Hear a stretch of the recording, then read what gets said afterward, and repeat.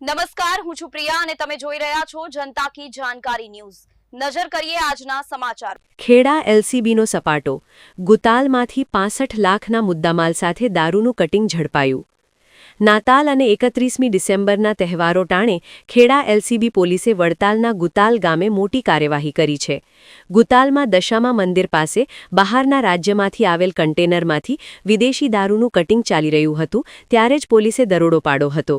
Red દરમિયાન પોલીસે અમિતકુમાર તળપદા નામના આરોપીને સ્થળ પરથી ઝડપી લીધો હતો, જ્યારે મુખ્ય બુટલેગરો અને ચાલકો સહિત 10 ઈસમો અંધારાનો લાભ લઈ ફરાર થઈ ગયા હતા। પોલીસે સ્થળ પરથી 22.19 લાખનો વિદેશી દારૂ અને કન્ટેનર સહિત 4 વાહનો મળી કુલ ₹65.91 લાખનો જંગી મુદ્દામાલ જપ્ત કરી વડતાલ પોલીસ સ્ટેશનમાં ગુનો નોંધ્યો છે। મકસૂદ કારીગર, કઠલાલ।